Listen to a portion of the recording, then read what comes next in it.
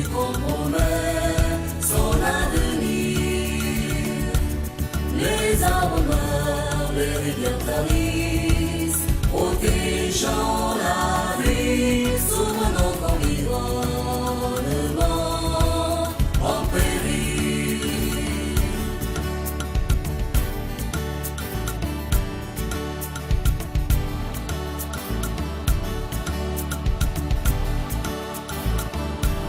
Wanam irin la karietir hune hey yoga subumunio wayonna tosi ba mani subori handoro yo se wanam mirin kusite kumaya sashelo yo berekete irin nam.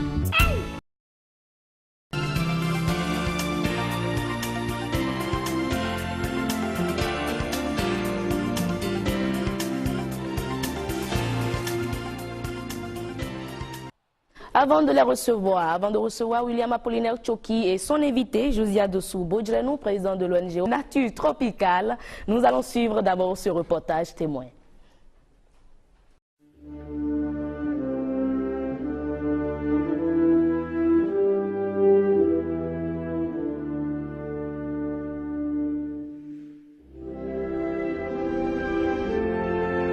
Il est important d'explorer des voies et moyens pour l'utilisation et la gestion durable des ressources naturelles qui profitent aux générations actuelles et futures.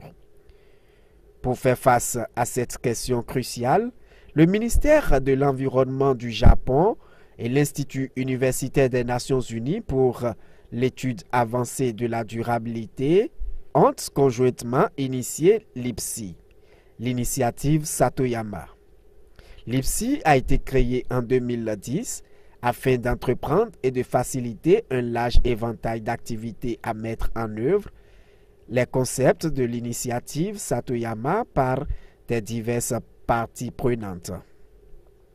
Le partenariat international pour l'initiative Satoyama IPSI est constitué de 167 organisations membres qui sont dévouées à travailler ensemble pour réaliser des sociétés en harmonie avec la nature. Cet effort international promeut des activités compatibles avec des principes fondamentaux, y compris l'approche par écosystème existant. Tout la rencontre d'Accra au Ghana sous le thème « Sécuriser la biodiversité et les services écosystémiques pour le développement durable en Afrique. État, les tendances et l'avenir socio-économique, paysages de production et marine ». Durant 3 jours, environ 75 participants de 13 pays africains et du monde entier ont échangé sur des enjeux, paysages et espaces marins de production socio-écologique. Cet atelier est co-organisé par le secrétariat de l'IPSI, l'Institut universitaire des Nations Unies pour l'étude avancée de la durabilité, le gouvernement de la République du Ghana, à travers la Commission des forêts du Ghana, le Comité national de la biodiversité, le ministère de l'Environnement, de la Science, de la Technologie et de l'Innovation du Ghana et la collaboration des organisations telles que Roca Ghana et Conservation Alliance. La cérémonie d'ouverture officielle de l'atelier s'est déroulée sous le parrainage de l'honorable Bernice Hilou, député de la municipalité de Hohoe et sous-ministre de l'Environnement, de la Science, de la Technologie et de l'Innovation du Ghana, et Daniel Pell de la Commission forestière du Ghana. L'événement a été présidé par le professeur Alfred Otong-Yeboah, président du Comité national de la biodiversité du Ghana, et des discussions en plénière animées par le docteur Dorothy Wenha Niji, coordonnateur du Kenya Wetland Riches Team de la biodiversité, et le docteur Maurizio Ferrari, coordonnateur de la gouvernance environnementale au Forest Pupils Programme. Un discours-programme a été présenté par le professeur Kazuhiko Takeshi, vice-recteur de l'Université des Nations Unies, le docteur Tania Abrahams, directeur général de l'Institut sud-africain de la biodiversité. À la suite de l'ouverture officielle et quelques échanges en plénière, les participants ont été divisés en groupes de travail pour chacun des 4 écosystèmes primaires, les forêts, les terres arides, aquatiques, zones humides et agriculture pour la discussion en profondeur.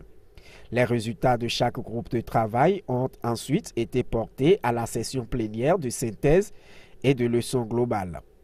Une grande partie de l'information a été partagée et les participants sont repartis avec une nouvelle appréciation de l'excellent travail accompli en Afrique et l'importance de l'initiative Satoyama pour d'autres activités.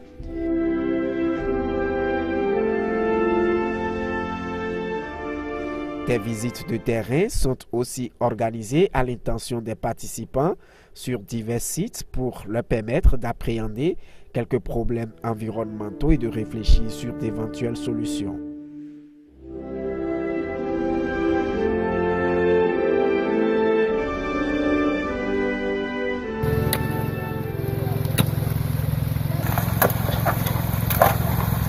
Nous sommes ici au Ghana où nous avons fait un atelier et suite à l'atelier, il a été organisé une visite de terrain où nous sommes en train de visiter la forêt de Atiwa dans une région ghanéenne où il y a une source d'eau qui permet d'alimenter une grande communauté et pratiquement Accra, c'est la source d'eau d'ici qui alimente toute la région. Et ici, la forêt est bien protégée, les communautés participent à la conservation de la forêt et en tirent énormément profit. Et là, l'ONG Arocha participe à renforcer les capacités de ces communautés pour la conservation de cette forêt et aussi de la ressource en eau ici. Notons qu'il s'agit du premier atelier régional de l'initiative Satoyama en Afrique, à la suite des ateliers régionaux précédents à Katmandou, au Népal, en Asie, en 2013 et en Floride, en Italie, en Europe, en 2014. Voilà, merci donc à vous, William Iratin, pour cet élément. Nous avons vu toutes les difficultés que vous avez eu à rencontrer pour dire le nom de certaines personnes, de certains participants. Merci pour l'élément. William Apollinaire Tchoki, on vous a vu également à travers l'élément. Vous étiez à Cotonou, mais quand même au Ghana. Oui, c'est vrai, je n'étais pas là-bas, mais on m'a vu à travers les images, donc j'étais là-bas aussi. N'est-ce pas? Comment vous allez? Il y aura, grâce à Dieu, heureuse, merci beaucoup. D'accord, nous recevons une fois encore Josiah Dossou-Bodjrenou, un habitué du plateau. Comment vous allez? Ça va très bien. D'accord. Alors, William, on parle de l'initiative Satoyama, voilà. Oui, vous l'avez constaté, vous savez, les défenseurs de l'environnement ne tarissent pas d'initiatives. On crée chaque jour pour trouver des solutions aux problèmes qui minent notre environnement. Satoyama, c'est aussi une initiative créée par des Japonais, bien sûr, en collaboration avec les Nations Unies, bien sûr. Alors, je me demande, Josiah, est-ce qu'il y a tant de problèmes? Est-ce qu'aujourd'hui, les ressources naturelles sont aussi menacées pour que chaque jour qu'on ait des initiatives toujours pour rendre plus durables nos ressources? Oui, il faut le constater autour de vous. L'homme doit vivre et l'homme cherche à vivre longtemps sur cette terre, mais malheureusement, tout ce qui peut nous permettre de mieux vivre, nous essayons de l'exploiter de façon non durable. C'est dit, nous avons toujours l'occasion de rappeler aux gens, nous sommes nés dans un environnement donné, et surtout un environnement naturel qui nous donne l'essentiel pour vivre. Et malheureusement, la façon dont nous utilisons les ressources qui nous entourent ne garantit pas à ce qu'on reste plus longtemps. Aujourd'hui, on parle des réfugiés climatiques parce que malheureusement, on a exploité tout ce qui peut permettre de vivre là, et maintenant, il n'y a plus rien, et on croit que c'est la nature qui a fait. Non, ce n'est pas la nature, c'est l'homme. Et c'est dit, les problèmes s'amplifient parce que le nombre d'individus augmente sur cette terre. Nos parents, les anciens, n'étaient pas aussi nombreux, mais aussi avaient des façons de vivre en harmonie avec leur environnement. Mais malheureusement, c'est que aujourd'hui, on ignore totalement comment les gens vivaient avant et on dit c'est notre temps. Oui, notre temps, est-ce que en voulant vivre avec notre temps, nous allons continuer à détruire tout ce qui va nous permettre de vivre? Je parle bien de vie. Nous sommes sur la terre. Tout à fait. On mange tous les jours, on se déplace, ça veut dire qu'on a une vie. Mais est-ce qu'on peut avoir cette vie sans les ressources naturelles? Pour que l'homme puisse vivre, c'est ce qu'il faut manger. Et quand vous mangez qualité, vous pouvez rester plus longtemps. Mais vous ne mangez pas qualité. Pourquoi? Nos comportements dans aujourd'hui les systèmes de production, où on utilise beaucoup de pesticides, où ce que nous voulons manger est pollué, et l'environnement qui va produire la chose est pollué, tout ce qui va passer là serait pollué, mais c'est que en retour, c'est l'homme le dernier qui veut tout s'accaparer, et c'est lui qui a plus de problèmes. Mais c'est que quand on se déconnecte totalement de ce qui se passait avant, c'est qu'on va à la dérive. Alors, ça veut dire que le monde, tout le monde constate qu'il y a problème. Alors, je veux dire, aujourd'hui, l'initiative Satoyama, c'est quoi concrètement? On veut comprendre. Oui, vous savez, la Convention sur la diversité biologique a pour objectif, c'est la gestion, c'est-à-dire la protection. Et quand on dit protection, les gens pensent qu'il faut garder, il ne faut pas toucher. Cet objectif se présente en 3 points. Le premier, protéger les ressources. Deuxièmement, utiliser de façon durable les ressources. Mais troisièmement, partager les bénéfices qui découlent de l'exploitation de ces ressources. Voilà les 3 objectifs qui se retrouvent dans une seule convention. Ça veut dire que si on respecte, si on entreprend des actions dans le sens de utiliser, parce que c'est ça qui arrange tout le monde. Ah, Dieu a donné. Le premier qui trouve ça dit je suis propriétaire. Si le Bénin n'a pas la forêt, le Bénin n'a pas prié pour ne pas avoir la forêt. Dieu a donné ce que Dieu peut donner. Tout à fait. Ça veut dire que tout le monde va dans le sens utiliser. Mais on dit il faut protéger ce qui est là. Mais on n'a pas dit de ne pas utiliser. Il faut protéger. Mais troisièmement, si ça génère des ressources, si ça génère des bénéfices, il faut partager avec tout le monde. Mais on a constaté que les gens s'acharnent seulement sur l'utilisation. Et aujourd'hui, une initiative pareille vient seulement attirer notre attention sur ces 3 principes qui sont protéger, utiliser et partager les bénéfices. Et le monde va vivre en harmonie. Ça veut dire que cette initiative est venue pour montrer à l'homme ce n'est pas à négocier. Ou l'homme vit en harmonie avec la nature, ou l'homme disparaît de la terre. Alors, qu'est-ce que cela apporte de nouveau par rapport aux initiatives Satoyama? C'est quoi la nouveauté? Ce que ça apporte de nouveau, comme on l'a dit l'élément, c'est une initiative qui est venue d'abord du gouvernement japonais, avec la collaboration de l'Université des Nations Unies pour des études avancées sur la durabilité. Tout le monde parle aujourd'hui de durabilité, durabilité. Attendez, il y a beaucoup de choses qui se passent et on se pose la question, est-ce que les gens réfléchissent? Tout le temps, on vient ici pour dénoncer que les gens utilisent des moustiquaires pour pêcher. Qu'est-ce qui est durable dans ça? S'il n'y a pas petit poisson, est-ce qu'il y aura grand? Mais maintenant, si les gens continuent à utiliser moustiquaires, et vous n'amenez pas les gens à ne plus faire ça, toute action que vous ferez n'aura pas de sens. Donc même l'empoisonnement de nos cours d'eau. Je peut-être faire allusion à l'empoisonnement. Oui, la journée d'hier, ça n'aura je ne fais pas allusion. Non, je ne fais pas allusion à une actualité concernant l'empoisonnement. Le congrès mondial des Pâques a eu lieu il y a environ 9-10 mois, au mois de décembre, novembre-décembre l'année passée. Une recommandation, c'est que les pays doivent prendre conscience qu'il faut réserver de la place pour la nature. C'est ce qu'on appelle création des aires protégées.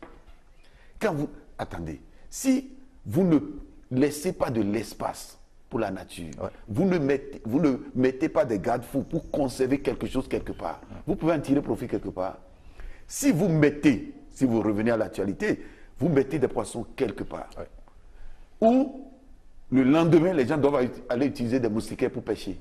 Les poissons gros, ce n'est pas en un mois, c'est dans 6 mois. C'est tellement que la direction des pêches a mis des dispositions pour empêcher que les gens n'utilisent ces engins prohibés. Nous voulons constater simplement sur le terrain que les populations prennent conscience que le poisson ne fait pas un mois pour grandir. 6 mois au moins. 6 mois au moins. C'est minimum 6 mois. 4 mois si vous nourrissez. Mais quand nous faisons l'empoisonnement, on ne va pas pour nourrir, on laisse à la nature. Mais sensibilisons les populations pour que les populations donnent un peu de chance à ces poissons de grandir. Mais les gens vont vous présenter leur ventre. Nous n'avons rien à manger. Mais ce n'est pas en prenant les alevins que vous allez régler vos problèmes. Mais en amont, on aurait réservé des frayères, on aurait réservé des endroits, on aurait fait autrement en faisant grandir ces poissons dans des espaces un peu plus grands. Parce que voilà qu'on veut distribuer du poisson aux gens et il n'est pas possible d'aller partager le poisson main en main. Si on les met dans les plans d'eau, c'est demander aux gens d'aller pêcher ce qu'il faut. C'est qu'il faut changer les choses. Et la pratique, c'est ça. Les gens utilisent des engins non réglementaires. Alors, si vous permettez, on va revenir à notre préoccupation. Alors, comment est-ce que cela fonctionne? Comment est-ce que le Bénin pourrait bénéficier quand même des actions de cette nouvelle initiative japonaise? Oui, attendez, c'est une initiative qui vient s'ajouter à toute initiative. J'ai dit tout à l'heure, c'est les Japonais, plus l'Université des Nations Unies pour les études avancées sur la durabilité. Tout ce que nous faisons, est-ce que c'est durable? On doit se poser cette question. Et là, voilà une initiative pour permettre aux gens de repartir un peu à la source. La durabilité, c'est quoi? C'est de constater qu'on avait une façon de faire. Est-ce que cette façon nous permet de continuer à protéger les ressources et toujours à respecter les trois fonctions?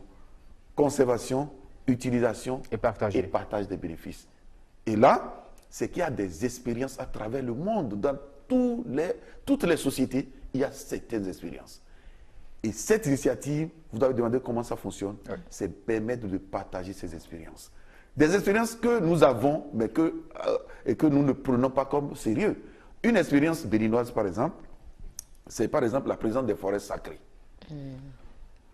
Ce n'est pas vous qui avez sacralisé des forêts, mais c'est après que aujourd'hui l'autorité va voir qu'il faut protéger les aires.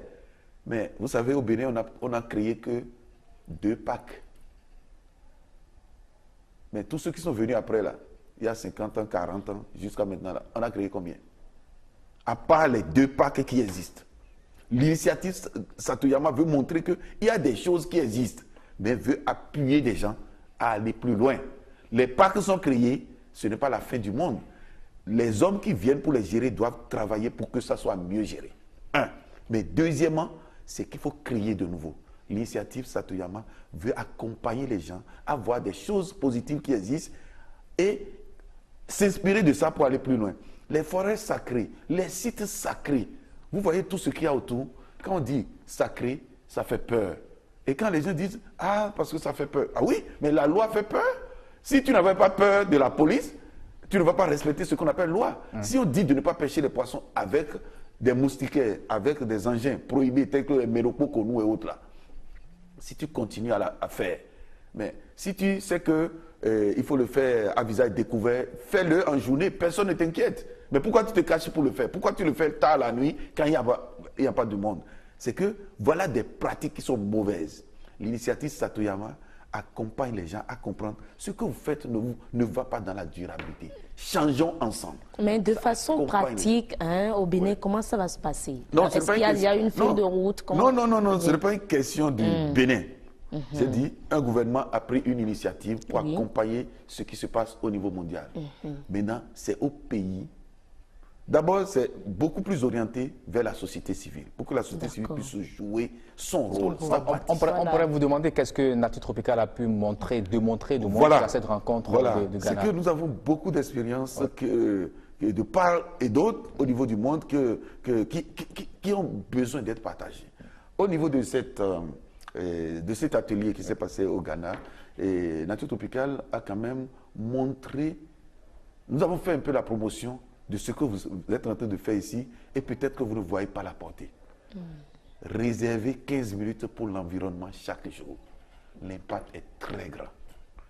Et là, Nature Tropicale a juste fait des petits éléments de communication directement au niveau communautaire. C'est dit, on est parti travailler avec les communautés des zones humides sur les pratiques de conservation de leurs ressources. Et ça a été documenté. Comme vous avez vu tout à l'heure sur l'image, c'est que nous avons eu l'occasion de diffuser cette réalisation qui était déjà passée sur BB24. Nous avons diffusé pour montrer la collaboration entre les activités concrètes que font les communautés à la base, en ce qui concerne la protection, l'utilisation et le partage des bénéfices au niveau de la base, et comment cette information a été relayée jusqu'à ce que cela aille au niveau de la télévision. Et là, voilà une expérience qui est béninoise, Ok. qui montre qu'il y a eu collaboration société civile et Médias. et médias, et aussi, pas seulement pour venir parler, mais plutôt aller montrer des choses qui sont positives dans nos communautés.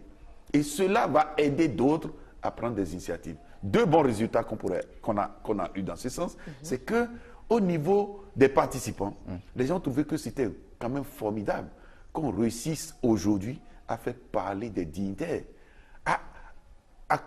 c'est-à-dire à se faire accompagner par des dignitaires pour protéger les ressources. Les rois, par exemple, qui ont accompagné la protection du lamentin d'Afrique.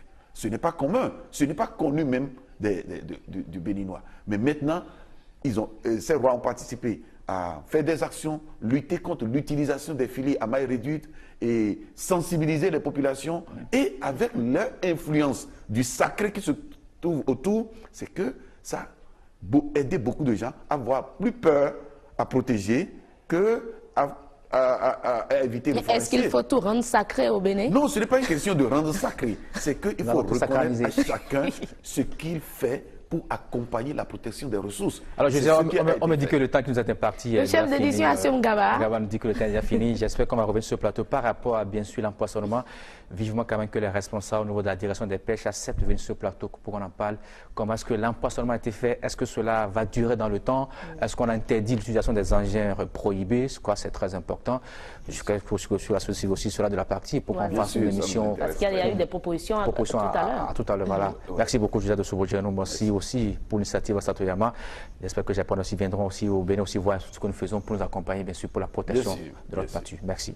Merci Assome Gaba. Merci. William Apolline-Tchoki. Assome Gaba poursuit son rôle de chef d'édition jusqu'à, je crois, 25 minutes, 30 minutes encore. Assome, vous restez avec nous. Mais Nature Tropicale, Josiane Dossou Bedjrenou, merci à vous. Bon retour chez vous. Merci.